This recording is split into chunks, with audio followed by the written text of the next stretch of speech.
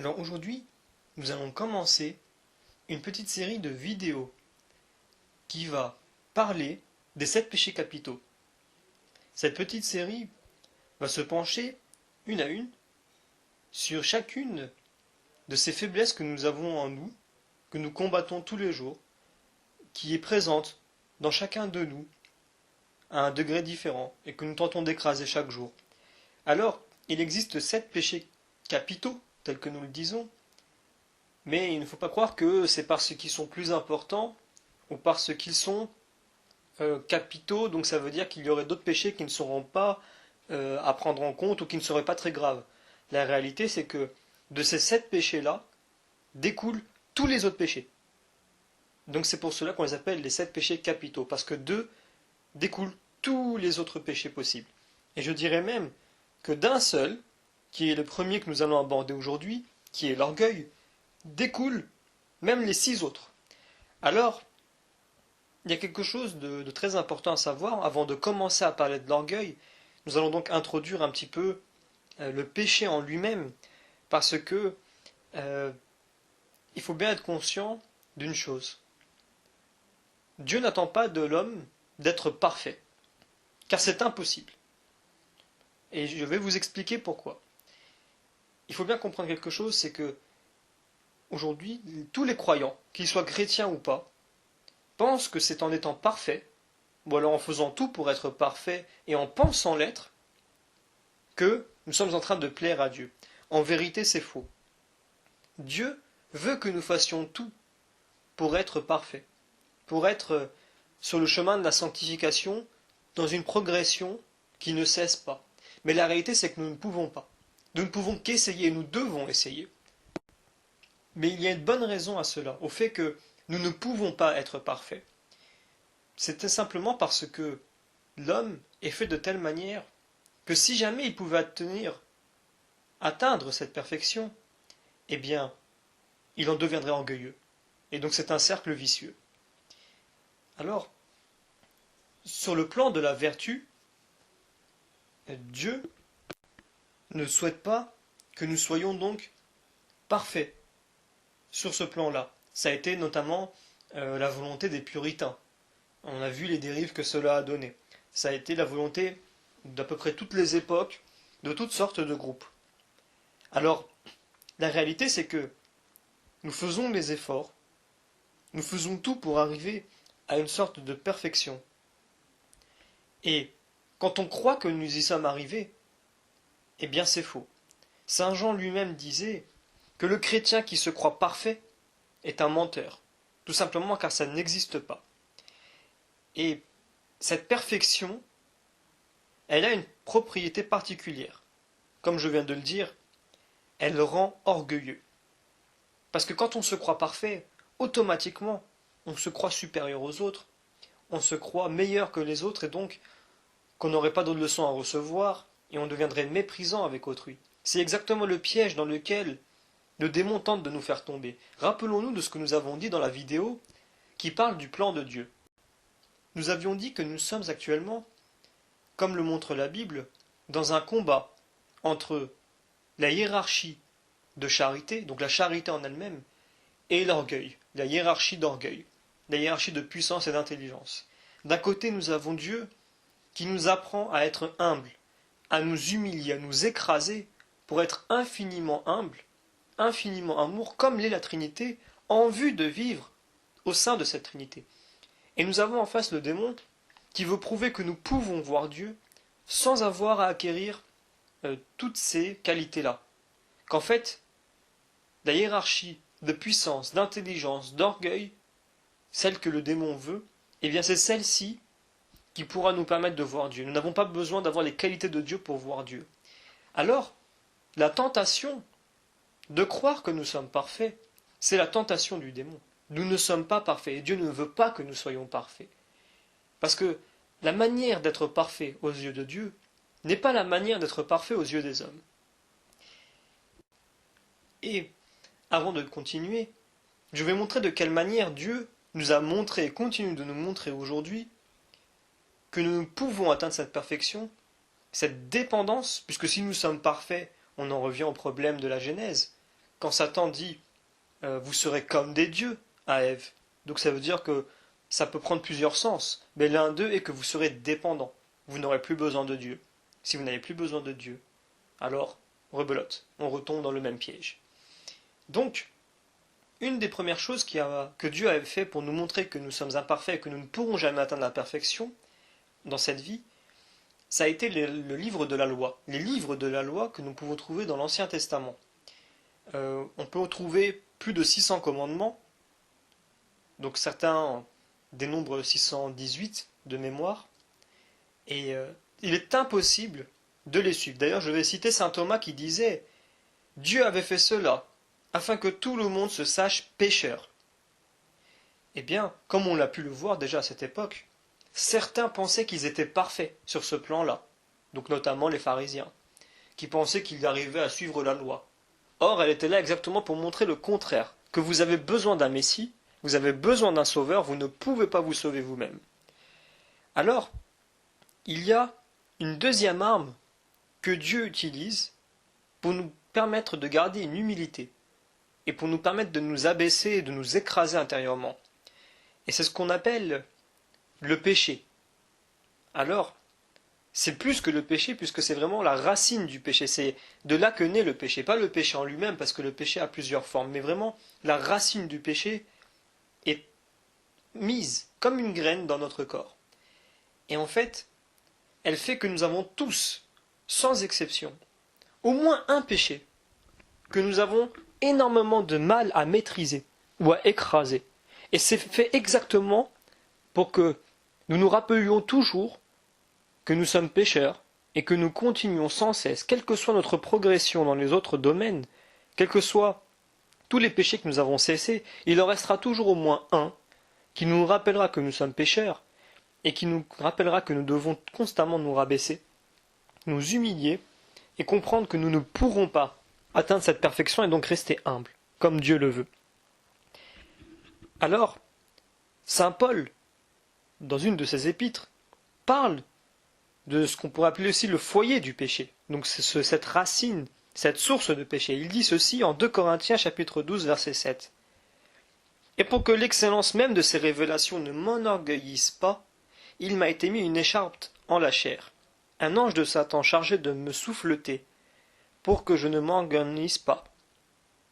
À ce sujet, par 3 fois, j'ai prié le Seigneur pour qu'il s'éloigne de moi. Mais il m'a déclaré, ma grâce te suffit, car la puissance se déploie dans la faiblesse.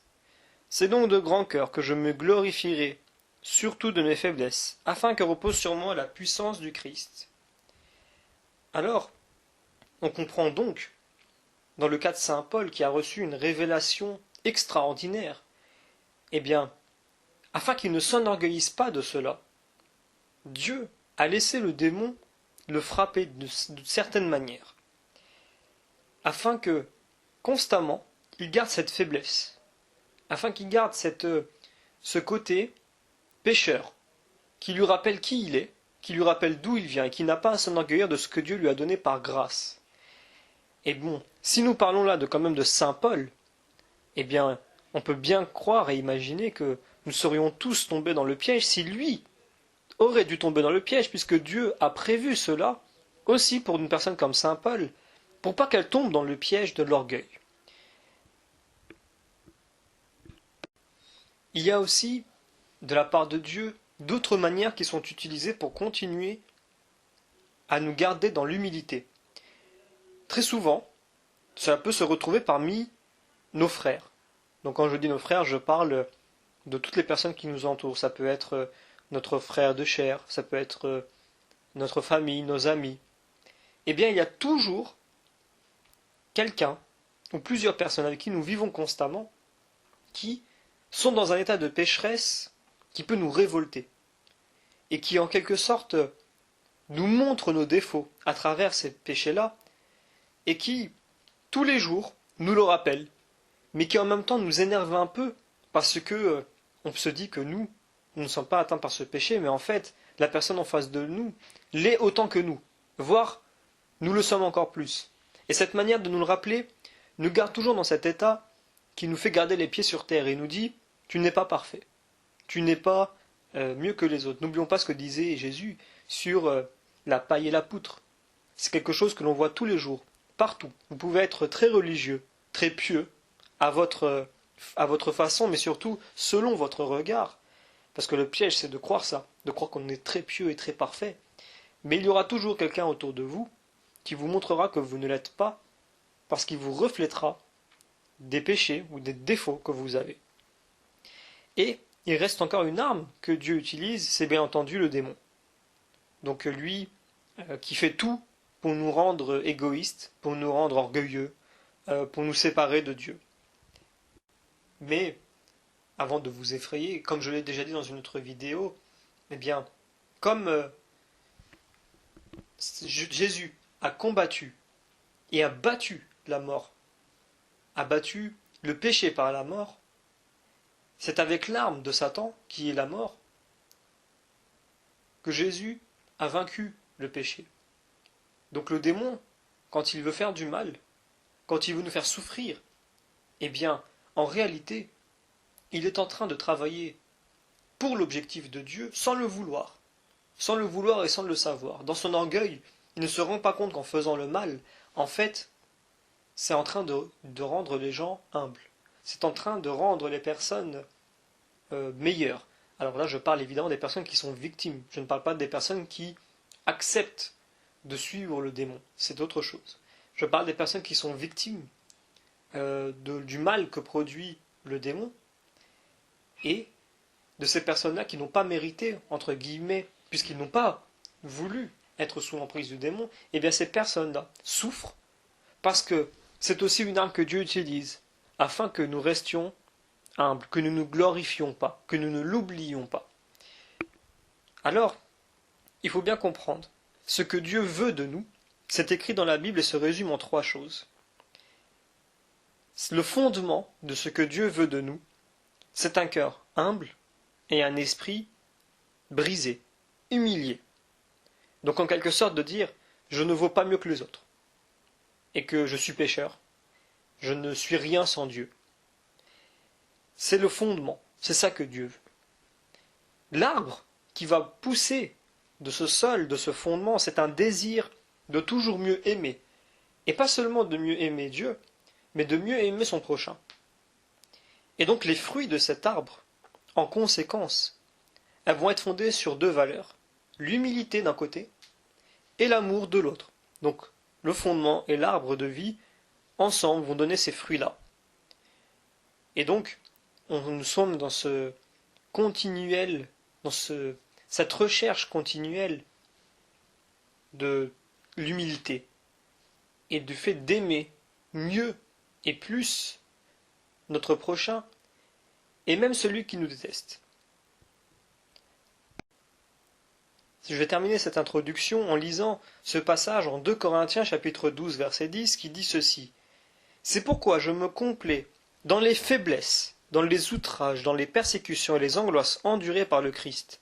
Car lorsque je suis faible, c'est alors que je suis fort.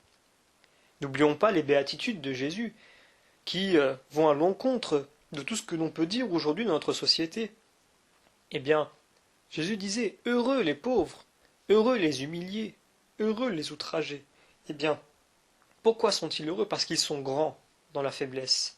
Quand, dans la faiblesse, nous exaltons Dieu, nous le louons, nous faisons sa volonté, c'est parce que aussi nous sommes dans la faiblesse que nous le faisons. Alors souvent on dit, mais cette personne-là, elle aime Dieu parce qu'elle souffre, elle a besoin de Dieu. Mais oui, c'est vrai. Elle aime Dieu parce qu'elle souffre. Et peut-être que si elle ne souffrait pas, elle aurait oublié Dieu. Mais ça ne veut pas dire qu'elle est égoïste parce qu'elle aime Dieu quand elle souffre. Mais c'est parce que quand elle souffre, elle se rend compte de la nécessité d'un Dieu, de la nécessité d'un sauveur, de quelqu'un qui puisse lui donner ce bonheur auquel elle aspire et auquel nous aspirons tous. Donc nous avons réellement besoin de Dieu et Dieu utilise notamment la souffrance pour nous le rappeler. Donc comme je l'ai indiqué dans la vidéo qui parle de la souffrance et aussi un peu dans la vidéo qui parle du plan de Dieu. Alors je continue donc en parlant cette fois-ci de l'orgueil, donc du premier péché capitaux, de celui duquel tout découle.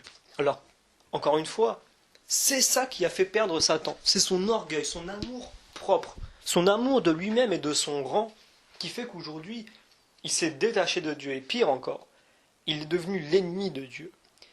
C'est ce péché-là, le pire de tous. C'est exactement celui-ci qui envoie les gens en enfer. C'est ça l'enfer, c'est l'orgueil, c'est l'exaltation de soi, c'est le culte de soi-même, de son ego, mis en avant, de manière disproportionnée, jusqu'à écraser l'entourage, écraser nos prochains, et oublier Dieu. Donc c'est véritablement le pire des péchés. C'est notre combat tous les jours. C'est véritablement le plus grand danger pour un chrétien. D'ailleurs, le livre de Sirach dans la Bible dit ceci. Le commencement de tout péché, c'est l'orgueil. Donc au chapitre 10, verset 13. Donc comme nous le disions, c'est le tout premier. Et ce n'est pas que le premier dans le sens où tout découle, c'est aussi donc le premier qui a été pratiqué. C'est ce qu'a ressenti dans un tout premier temps le démon quand il a pensé à lui. Il a été orgueilleux et de là sont descendus, ont découlé tous les autres péchés. Alors l'orgueilleux, c'est celui qui agit pour lui. Il agit pour sa propre gloire et non pas la gloire de Dieu.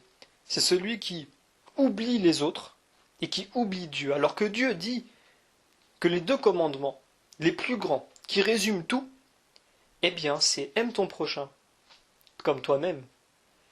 Et tu aimeras ton Dieu, c'est le premier d'ailleurs, tu aimeras ton Dieu de tout ton cœur, de toute ton âme et de toute ta pensée. De la même manière, tous les péchés se résument à un seul, l'orgueil. De lui découlent tous les autres. C'est véritablement là un combat entre les deux, puisque l'orgueil en lui-même est la négation parfaite de ces deux commandements qui nous ont été donnés dans l'Évangile. Si vous respectez ces deux commandements-là et que vous combattez l'orgueil, c'est ainsi que vous vous cultivez des qualités qui vous permettent de vous préparer à rentrer dans la vision béatifique et donc à aller dans ce qu'on appelle le paradis. Donc c'est très clair. Il n'y a pas de juste milieu, c'est très important de le comprendre. Il n'y a pas de place pour l'orgueil. Car si l'orgueil est le centre de notre vie, il n'y a plus de place pour Dieu, puisque l'orgueil devient le centre et il prend tout. C'est très important de le comprendre. On ne peut pas être orgueilleux, penser qu'à soi, écraser les autres et dire « je suis chrétien ». Ce n'est pas possible. La réalité, c'est que, comme nous l'avons dit dans cette introduction, le chrétien parfait, le chrétien vertueux, c'est celui qui s'écrase. C'est celui qui se dit et qui le montre, pas seulement qui le dit, mais qui le montre, qu'il est moins que les autres, qu'il n'est rien, qu'il n'est qu'un pécheur, et que les autres sont mieux que lui, quand bien même ce ne serait pas vrai.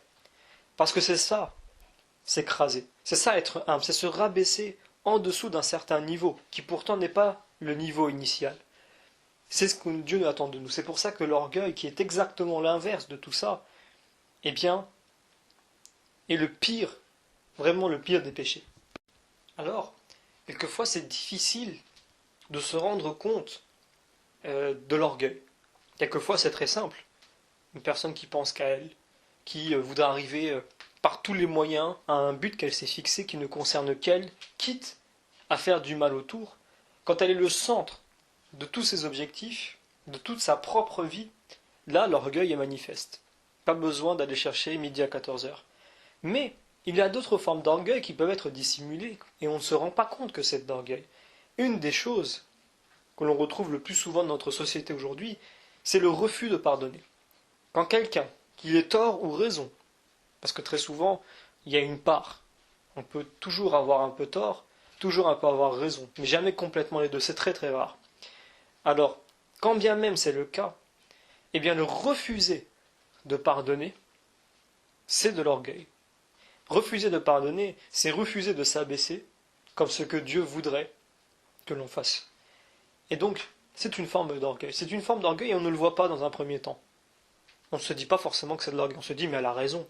Et puis on cherche des raisons pour dire, mais non, t'as raison, ne pardonne pas, c'est à lui de faire le premier pas. C'est pas ce que Dieu nous demande. Parce que, rappelez-vous, dans ce passage du sermon sur la montagne de Jésus-Christ, lorsqu'il parle de si quelqu'un vous met en procès, donc a priori, il pourrait très bien être en tort lui-même.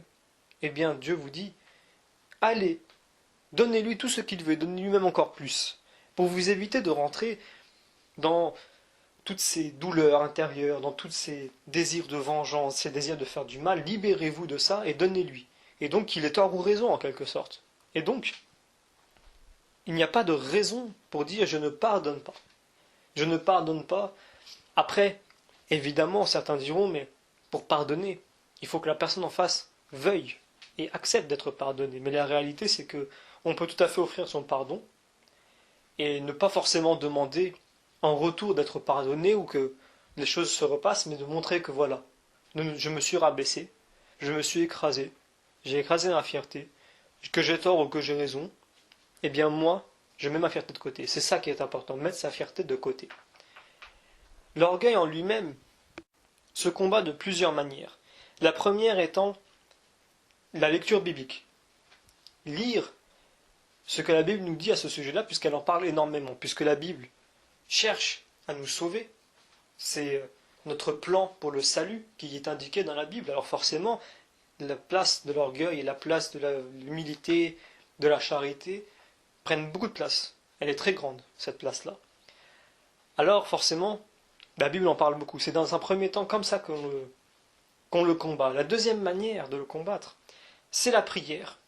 Mais attention, puisqu'on peut le voir dans l'Évangile, que une personne priait en demandant, en remerciant Dieu de ne pas être comme celui-ci, ce mauvais publicain, cette mauvaise personne. Je ne veux pas entrer dans les détails de l'histoire pour ceux qui ne la connaissent pas, mais de dire voilà, heureusement que je ne suis pas comme cette personne-là. Et donc là, c'est de l'orgueil. Et donc la prière ne sert à rien. Donc la prière, c'est une arme pour combattre l'orgueil, mais à partir du moment où on demande à Dieu déjà de nous pardonner pour nos péchés, de nous pardonner d'être imparfaits, de nous pardonner pour tout le mal que nous le faisons, mais de le faire d'une manière réelle, pas de le dire simplement. Dieu, on ne peut pas le tromper, il est celui qui sonde les cœurs. Donc, il faut vraiment avoir cette attitude, et très souvent, pour obtenir cette attitude, on accompagne d'un chapelet, on accompagne de diverses prières avant de commencer, pour se mettre en condition. Parce que quand on reste toute la journée, dans un monde qui est très stressant, dans un monde qui nous en demande beaucoup, dans un monde où on est écrasé, dans un monde où quelquefois on reste sur nos gardes, on reste sur la défensive, eh bien, passer de ce monde-là à une attitude contrie, une attitude de méditation et de demande réelle, personnelle à Dieu, c'est pas facile. Et même, je dirais que c'est pas possible si on ne se met pas dans de bonnes dispositions. Comme un sportif qui irait faire un match, eh bien, il s'échauffe avant.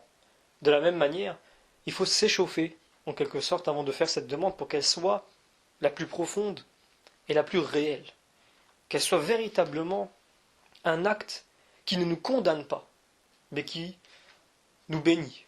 Parce qu'on peut très bien prier et faire comme ce personnage dans l'Évangile, et donc être encore plus sous la condamnation de Dieu. Donc je viens de citer deux armes contre l'orgueil. Il y en a un troisième aussi, c'est la patience et le silence. Pourquoi ? Parce que l'homme a une tendance à avoir la langue un peu trop rapide. Donc, il peut arriver que suivant les discussions, suivant des attitudes, suivant des scènes auxquelles on assiste, on peut avoir la langue qui part un peu trop vite. On a envie de critiquer, on a envie de rabaisser, on a envie de faire des remarques. Et donc, de là peut découler toutes sortes d'autres péchés. Et donc, c'est difficile de freiner ça. Donc, le silence et la sagesse, le silence amène une forme de sagesse quand elle est accompagnée de la patience. Donc, on comprend bien, avec cette attitude-là, que nous ne sommes pas parfaits, que dans cette situation-là, ou dans ce qu'on a entendu ou ce qu'on a vu, on pourrait très bien être la personne que l'on voudrait condamner. Et donc on y réfléchit à deux fois, et on essaie d'abord de s'écraser, et ensuite peut-être d'intervenir. Alors là je prends un cas particulier, mais c'est une attitude qu'il faut avoir en général. Mais il faut aussi faire attention, car il y a un revers derrière, qui peut être de se croire trop sage, d'être devenu une sorte de médecin de l'âme, et de ce fait de retomber dans l'orgueil. Vous voyez, c'est très très fragile.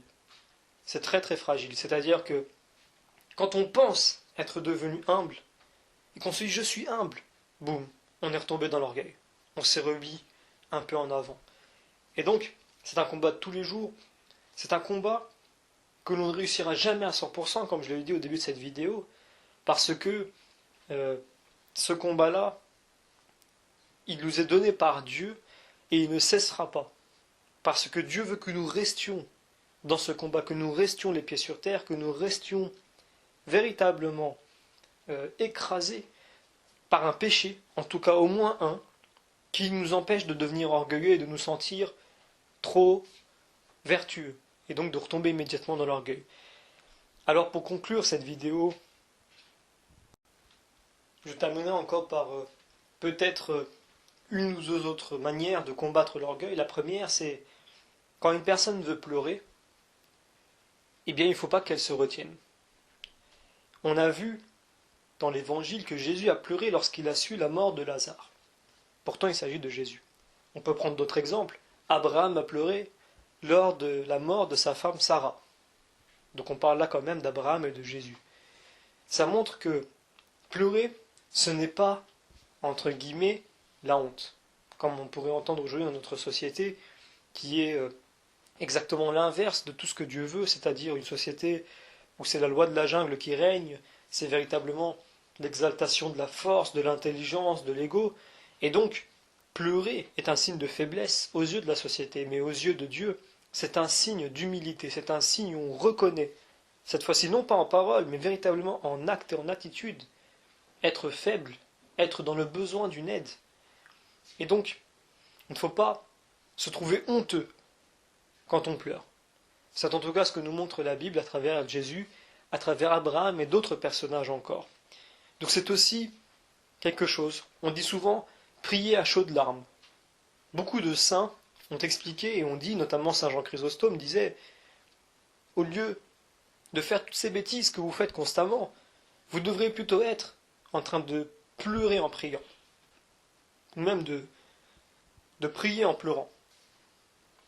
Dans les deux sens, ça marche. Parce que c'est avec vraiment votre cœur que là, vous serez en train de prier avec votre attitude. Et donc, il ne faut pas se conformer à notre monde qui dirait « Oh là là, mais quelle mauviette celui-là, il pleure !» Parce que ce n'est pas ce que Dieu pense. Jésus disait « Heureux les malheureux ». Notre monde se moque de toutes les béatitudes, comme nous l'avons montré dans la vidéo qui parlait des béatitudes et du bonheur. Eh bien, aux yeux de Dieu, c'est un acte de contrition, d'abaissement de soi. Alors, il y a notamment encore une arme que l'on peut utiliser, c'est l'humour. Alors, j'aime bien ce mot parce que humour commence comme humilité et finit comme amour. C'est amusant, mais la réalité, c'est que quand on a de l'humour pour soi-même, quand on est capable de se tourner à la dérision, c'est aussi en quelque sorte, même si c'est vraiment, il faut dire que la Bible n'en parle pas forcément, mais aujourd'hui, quand on est capable de rigoler de soi-même et de se rabaisser entre guillemets, eh bien, ça montre qu'intérieurement, on n'est pas si orgueilleux que ça. Et donc, ça nous permet de combattre cet orgueil qui constamment revient. Parce que quand on se dit, ça y est, je suis devenu humble, je suis devenu vertueux, je suis devenu sage, et plus que les autres, et ben c'est à ce moment-là qu'on retombe dans l'orgueil. C'est pour ça que Dieu ne nous permettra pas. Il continuera à nous laisser attaquer, soit par nous-mêmes, soit par le démon, soit par notre entourage, afin de nous garder les pieds sur terre, et c'est pour notre bien.